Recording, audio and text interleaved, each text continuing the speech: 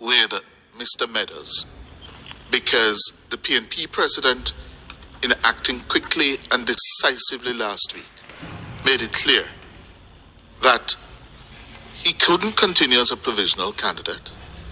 But Mr. Golding also made it clear to all those who serve in the PNP under his leadership, yes, you can't stay, having made such egregious, and I'm using Mr. Golding's word, egregious comments. Now, what is happening here? What is the status? Is Mr. Meadows still serving the PNP under Golding's leadership in North Trelawney?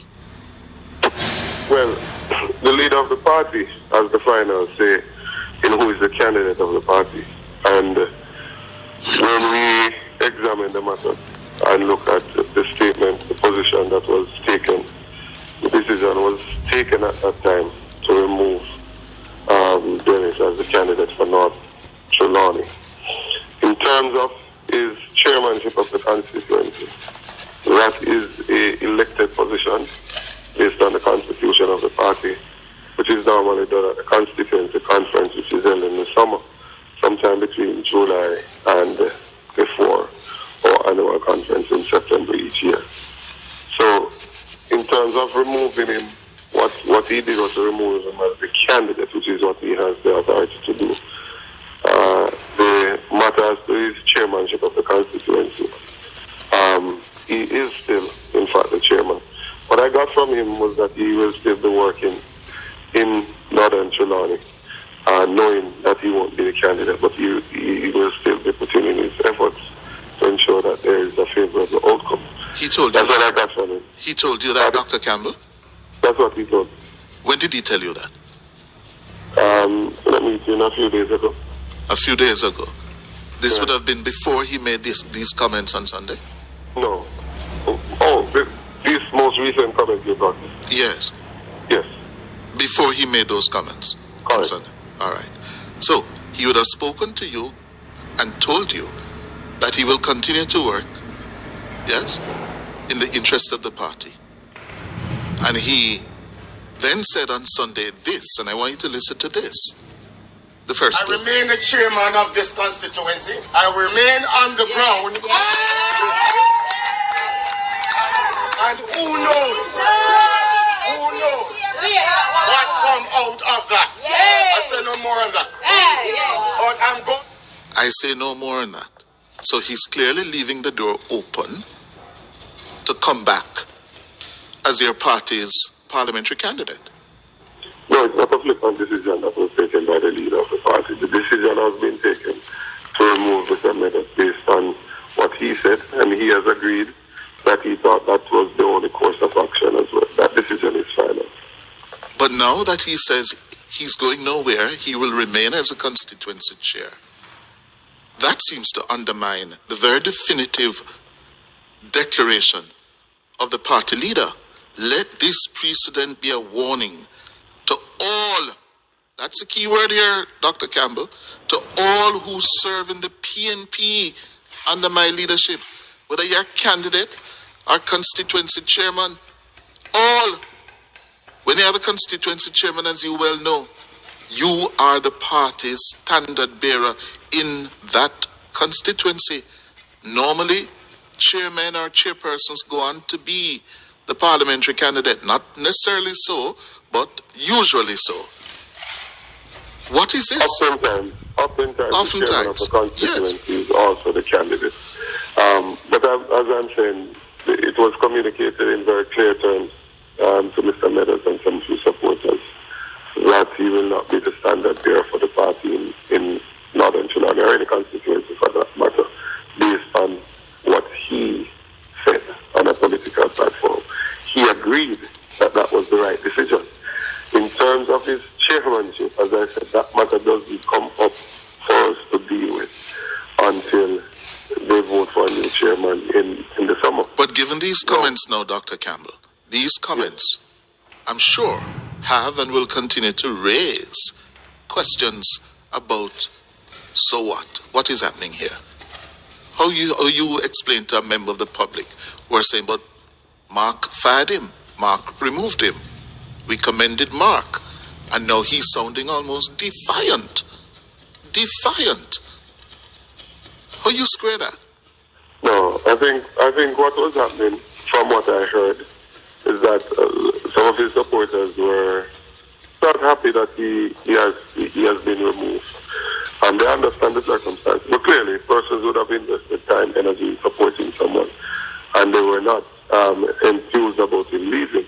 He was trying to reassure those persons that he's not totally leaving the constituency. That's what I assume he was doing, from what I heard. But it's definitely not about him. In case there's any ambiguity about the matter of the candidacy for the constituency, that matter has been dealt with definitively by the leader of the party, and we will soon undertake a process within the constituency to fill that vacancy. But what about the fact that he is and will remain the constituency chair? As I said, that matter comes up again in the summer, later on in the summer of this year. So he will continue to represent the party as constituency chairman?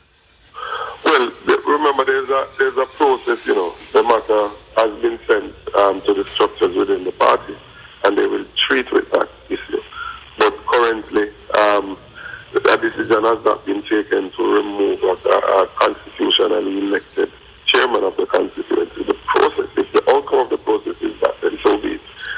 But that decision wasn't taken. What the decision was taken by the leader is based on what he has the authority based on the constitution, which is to determine who are the candidates for the party. But he was very clear in dealing with that. But does the leader have the power, the authority to protect the interest of the party at all times? He does. And my next question, therefore, is, this man has brought the party into disrepute. Wouldn't you agree? Right.